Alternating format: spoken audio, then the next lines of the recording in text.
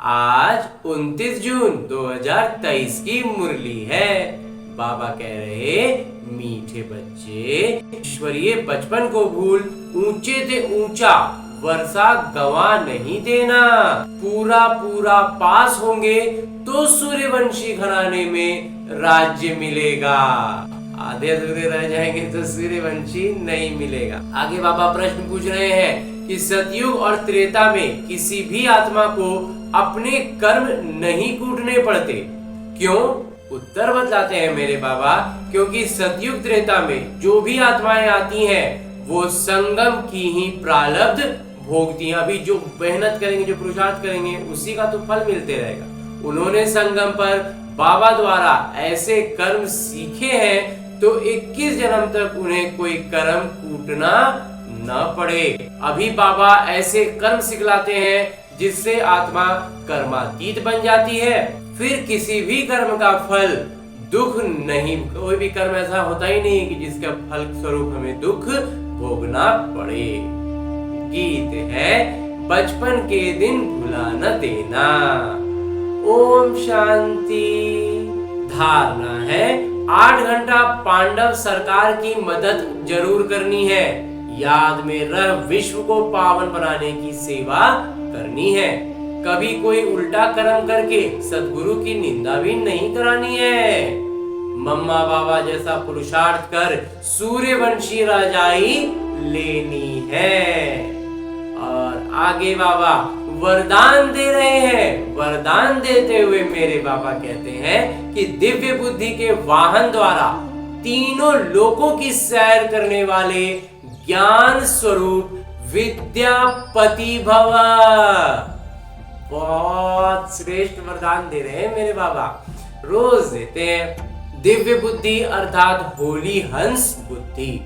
हंस अर्थात क्षीर और नीर को, मोती और पत्थर को पहचान मोती ग्रहण करने वाले, इसलिए होली हंस संगम युगी ज्ञान स्वरूप विद्या देवी सरस्वती का वाहन है।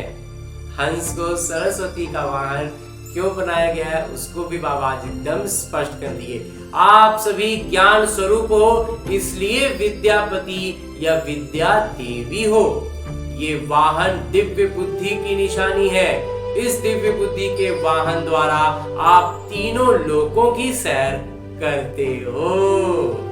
ये वाहन सभी वाहन से तीव्र गति वाला है। हंस की गति भी बहुत तीव्र होती है। और हंस की खासियत क्या है कि वो क्षीर और नीर को अलग कर सकता है, कंकड़ में से मोती चुन लेता है।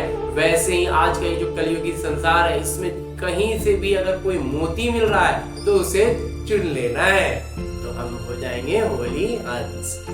और आगे स्लोगन है, मुरली का उपदेश है कि अपने सर्व शक्तियों को अन्य आत्माओं के प्रति विल करना ही सर्वश्रेष्ठ सेवा है।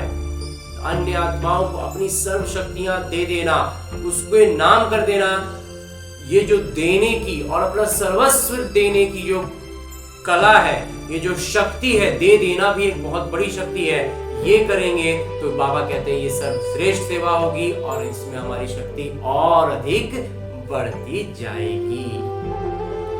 और आज की मुरली के बाद मेरे बाबा अव्यक्त इशारे दे रहे हैं कि सदा स्वयं को रचयिता पिता की संतान का स्वमान बनाए रखेंगे तो सर्व के प्रति सम्मान दाता बनो। सदा अपने को आदि देव ब्रह्मा के आदि रत्न, आदि किरदार आत्मा समझो। आदि किरदार निभाने वाली आत्मा ब्रह्मा बाबा के आदि रत्न है। जैसे ब्रह्मा बाबा ने छोटे बड़े, युवा और हमउम्र सबको अपने अपने समान, एक समान सम्मान दिया, ऐसे ही हमें भी फॉलो फादर करना है, पिता का अनुसरण करना है, ब्रह्मा बाबा के नक्शे कदम पर चलना है और शिव बाबा की स्मृति में खोए रहना है। हर कार्य करते जीवन के, नित्य जीवन के हर कार्य में, जैसे कोई गाना बजता रहता है ना, किसी जगह स्थान पर मॉल वगैरह में कहीं भी जाते हैं तो वहाँ गाना बजते रहता है, तो वो कहीं ना कहीं हमारे दिमाग में घुसता है।